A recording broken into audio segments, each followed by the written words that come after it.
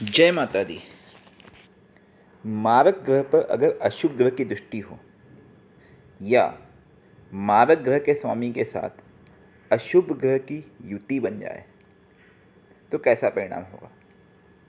दृष्टि युति कुछ भी हो। आइए समझते सबसे पहले मारक ग्रह कैसे किसे कहते हैं। किसी भी कुंडली में द्वितीय भाव और सप्तम भाव को मारक भाव कहा जाता है, अर्थात ये परेशान करते हैं। जब द्वितीय भाव और सप्तम भाव के स्वामी अगर किसी अशुभ ग्रह के साथ संबंध बना लें या कोई अशुभ ग्रह की दृष्टि मारक ग्रह के स्वामी के ऊपर पड़े और उनकी दशा आ जाए तो परिणाम हमेशा दुखद माना गया है। आइए एक उदाहरण लेते हैं हम लोग। फिर से हम उदाहरण में मेष लग्न की कुंडली लेंगे। मेष लग्न अर्थात लग्न स्थान में 1 नंबर होगा तो पहला मारक भाव, देखिए हमने मारक भाव कुंडली में दिखाए हुए द्वितीय भाव सप्तम भाव जो मैंने क्रॉस किया हुआ है उसने मार्केश भाव कहा जाता है। तो मेष लग्न की कुंडली में मार्केश कौन हुए 2 नंबर और नीचे 7 नंबर लिखा होगा। द्वितीय भाव में 2 नंबर होगा और सप्तम भाव में 7 नंबर लिखा होगा और 2 नंबर 7 नंबर दोनों के स्वामी शुक्र हुए। तो मेष लग्न में मार्केश एक ही है, वह है शुक्र। आपकी कुंडली में लग्न के हिसाब से 2 अलग अलग ग्रह हो सकते हैं। अब मानो कि शुक्र मारक ग्रह है मेष लग्न की कुंडली में, ठीक है। अब शुक्र पे अशुभ ग्रह की दृष्टि पड़ जाए। अशुभ ग्रह कौन से हुए? शनि हुए,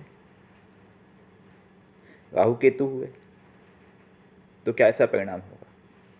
उस केस में शुक्र अच्छा परिणाम कभी नहीं देगा। शुक्र पीड़ित ही करेगा, व्यक्ति को परेशान करेगा।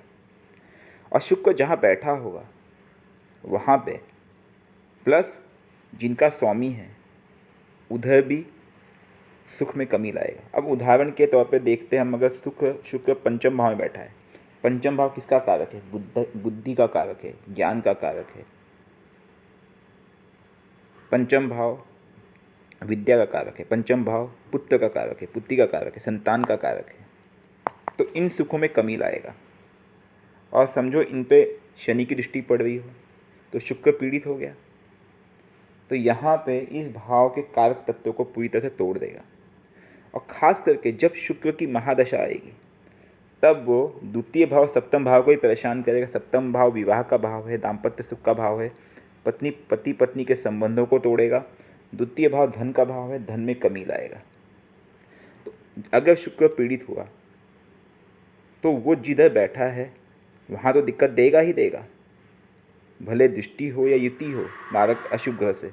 लेकिन जिनका स्वामी है उनके कारक तत्वों में भी अशुभता ला देगा, खास करके जब मार्केश ग्रह की दशा आए।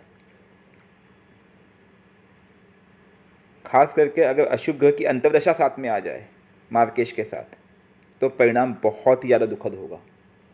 ये अक्सर पाया गया है। मतलब अगर शुक्र की महादशा चल रही है, मारक ग्रह है, और साथ में अशुभ ग्रह जैसे शनि हुआ उसकी अंतर्दशा आ जाए तब क्या कहने, तो व्यक्ति के जीवन में बड़ी परेशानी आ जाएगी। उस केस में व्यक्ति को पूजा पाठ, दान धर्म, मंत्रों का उच्चारण और मार्केश की खास करके पूजा या उपाय करना आवश्यक हो जाएगा। मंत्र जाप करना पड़ेगा, अन्यथा परिणाम दुखद ही होगा। तो मारक ग्रह पे अगर अशुभ ग्रह की दृष्टि हो तो परिणाम दुखद होता है।